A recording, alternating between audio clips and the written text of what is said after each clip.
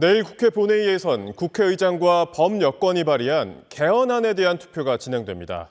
지난 1987년 개헌 이후 39년 만에 개헌안이 국회를 통과할 수 있을지 우원식 국회의장 모시고 이야기 나눠보겠습니다.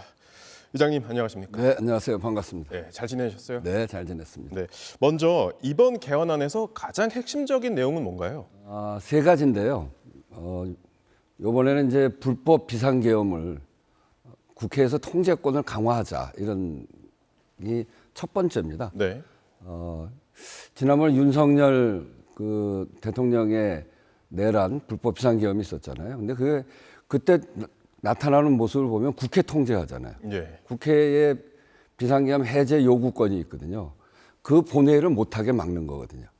그래서 이번 개헌안은 그런 일을 못하도록 국회를 막더라도 48시간이 지나면 자동 해제되도록 승인을 받지 못하면 그래서 국회에 승인권을 주자는 거고요. 예. 또 하나는 그때 비상계엄을 해제 요구를 했는데 국무회의에서 통과시킬 때까지 3시간 반을 기다렸어요.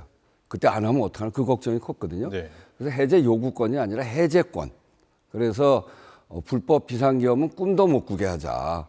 국회에서 승인받지 못하면 즉시 해제하고 그리고 국회가 해제하면 그 즉시 무효가 되는 것으로 그렇게 만들자는 것이고요. 네. 또 하나는 우리나라 민주주의의 정통성을 제대로 살리기 위해서 지금은 4.19까지만 돼 있는데 그 이후에 있었던 민주주의의 중요한 정신들, 특히나 5.18 같은 경우에는 불법 비상계엄, 전두환의 불법 비상계엄을 오랫동안 국민들이 저항을 해서 결국 그 내란 주범들을 감옥으로 보냈지 않았습니까?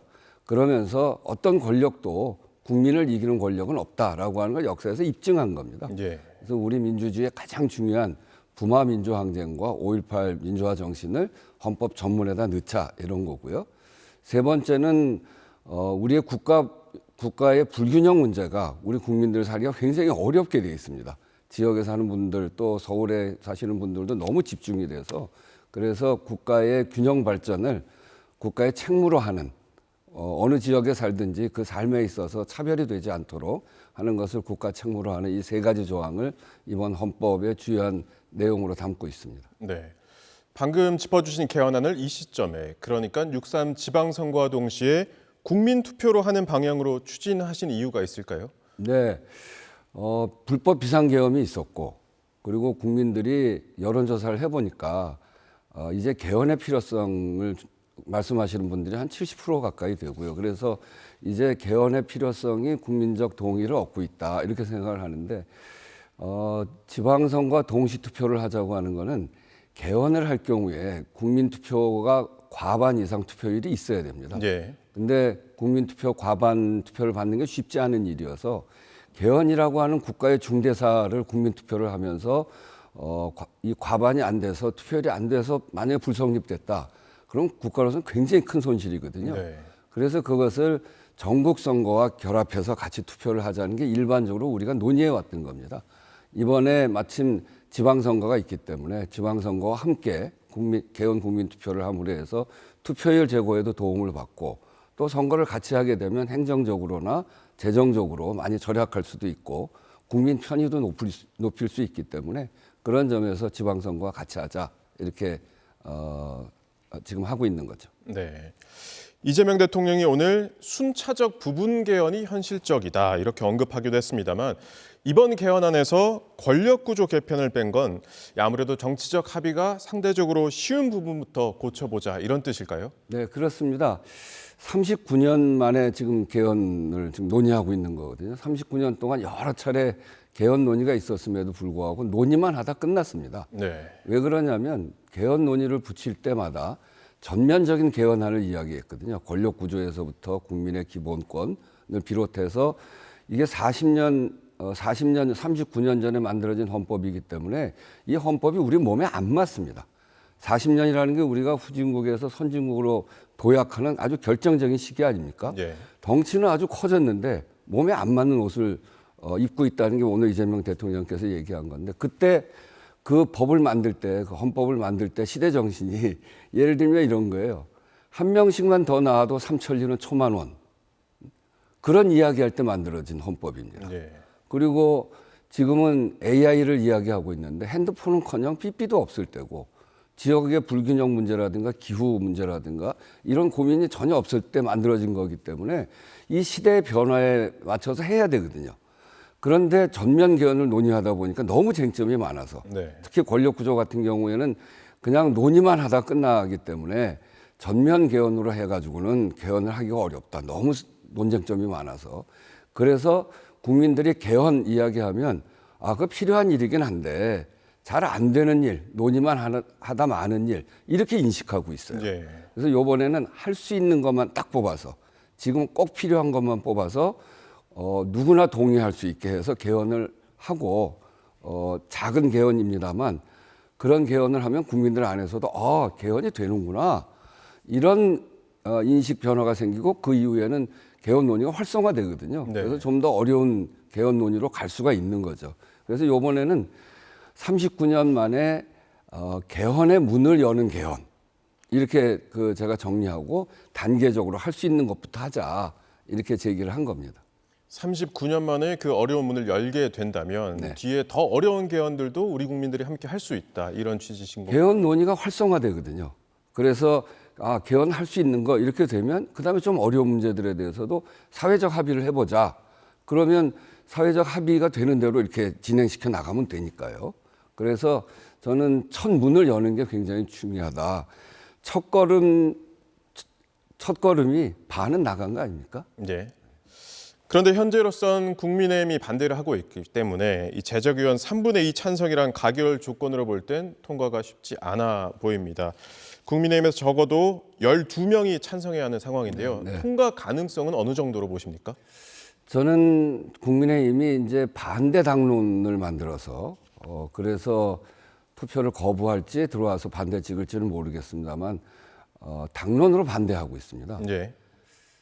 제가 국민의힘 의원들 여러분을 만나 뵈면 이게 반대할 내용이 하나도 없다.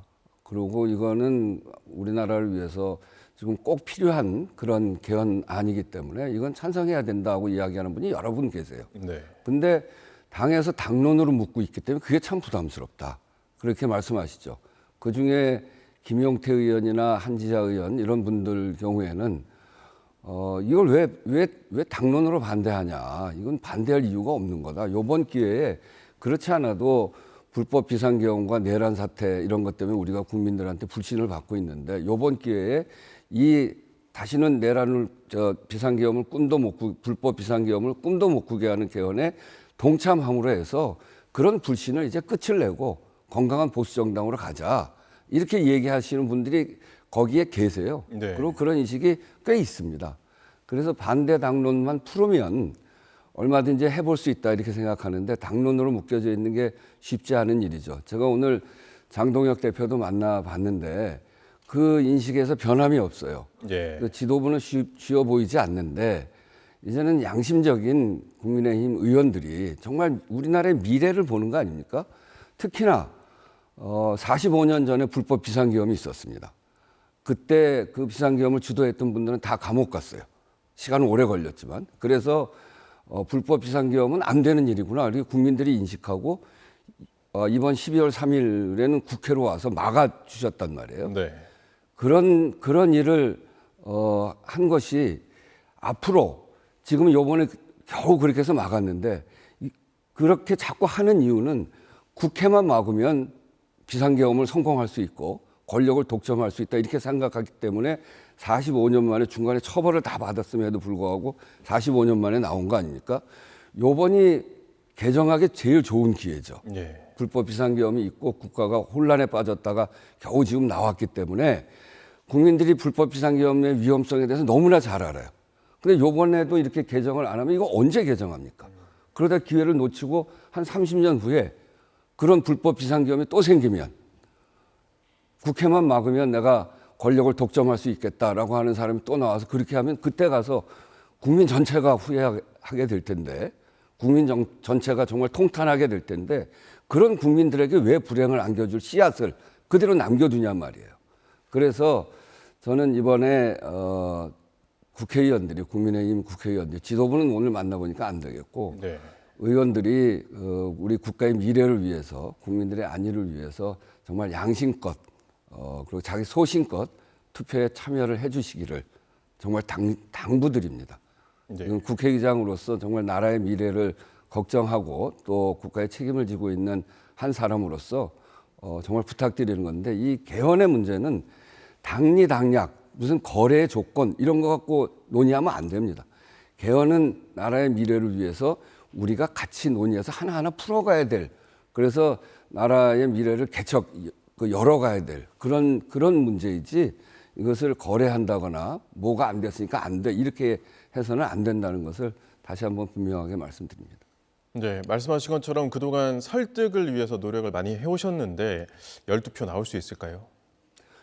당론을 풀면 확실할 것 같고요. 당론을 안 푸는 상태에서 상당히 부담스럽긴 하겠습니다만, 나라의 미래를 위해서 최소한 불법 비상계엄을 다시는 꿈꾸지 못하는 그런 우리 법 체계를 갖기 위해서, 그리고 그런 우리 미래를 위해서 본인들의 양심껏 또 소신껏 나와서 투표해 줄 수 있는 분들이 그만큼 있었으면 참 좋겠다.